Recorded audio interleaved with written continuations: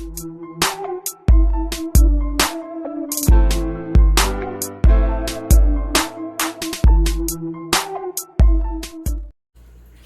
up, everybody? It's Bubba and Macy B from Southeast Cichlids. Today we are going to do a video about algae eaters for your African cichlid tank. I guess Bubba is going to retire early. I get asked all the time from customers what algae eater, or what do I do about the algae in my tank? Or I got an algae eater from PetSmart, and that's for you that don't know, common plecostomus, they get huge. They stop eating algae after they get to a certain point in size and will just eat fish food. They can become a little aggressive, and they literally leave extremely long strands of poop all over your tank. So what I have used for years and years are bristlenose plecostomus. The one in this tank we probably aren't going to be able to see, but he is here. This tank is spotless. This is an albino bristlenose, and they do just as good a job as the non-albino. However, they're a little more fun to look at, a little more interesting than just your regular bristlenose, which is just kind of brown like that.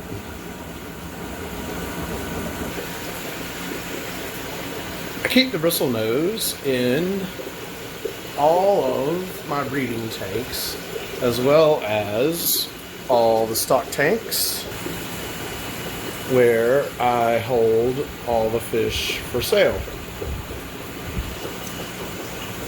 And I try to have one in every tank because they're great for keeping the algae out of the tank. Less work for me.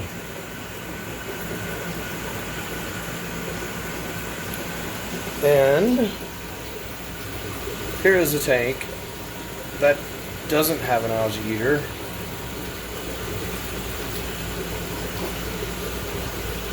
And so, I'd have to go in here with a brush and scrub.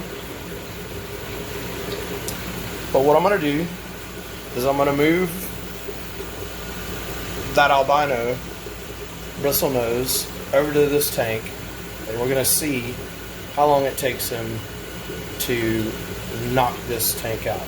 And this tank is basically a 125. It's a few inches shorter than a 125. These are all custom tanks, but it's 6 foot long, 18 inches wide, 18 inches tall. Alright, I just popped him in there, and we'll check back tomorrow and see what he's done. I even keep a bristlenose pleco in my Tropheus tank, even though the Tropheus do a really good job of grazing on the rocks. The pleco will really get in there and clean the rocks. They will still have a nice algae in the cracks, but you'll still be able to see the rocks, and they won't be what I consider like kind of dingy. I mean, I know some people like their rocks to be covered in algae, but I like to be able to really see the rock with just a little algae in the cracks and not completely covered like that rock. And this is a 225 gallon tank, and there's just one plecostomus in this tank. It's really all you need. One will do the trick, if you have too many Plecostomus, bristlenose Plecostomus in your tank, they'll starve because there's not enough algae for them. So I just keep one per tank, and that's whether it's a 125 or a 50 or a 225. So we'll check back in on this other bristlenose tomorrow and see how that tank looks. Here we are, just 24 hours later, and the albino bristlenose has done a lot of work.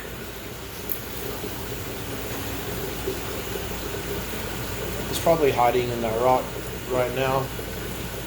They really come out at night.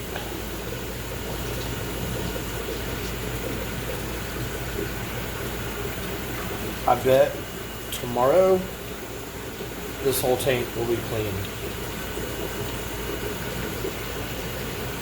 And that rock.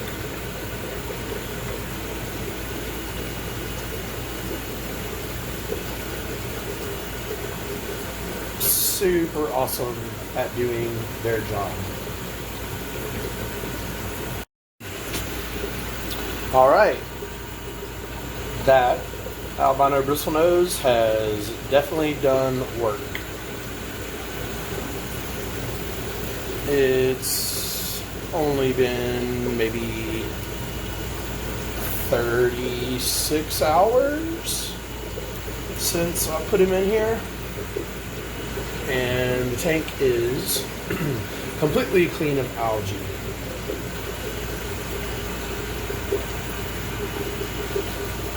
So that's why, in my opinion, the bristlenose Plecostomus, whether it's an albino or a regular brown, are the best for keeping your African cichlid tank, whether it's Malawi or Tanganyikan. It'll really help cut down on your physical scrubbing and cleaning of algae. And I would also say that if you pick up a bristlenose from, say, like a local pet store, and it's not in an African cichlid tank, I would acclimate them to your water, because these guys do not come from Lake Malawi or Tanganyika. They are South American. The water chemistry is different. So if you pick up one of these guys from a pet store and they are in really soft water, low pH, and you bring them home and throw them in your African cichlid tank, they could shock and die from the pH shock. So that's really the only thing that you have to keep in mind. And like I said before, you only need one, guys and girls. That one little 3-inch or so albino bristlenose completely killed this 6-foot tank.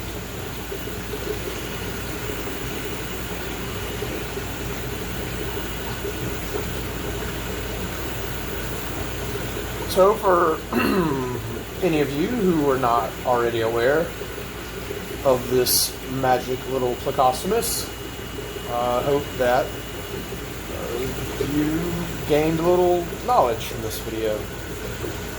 Thanks for watching. We'll see you again next time.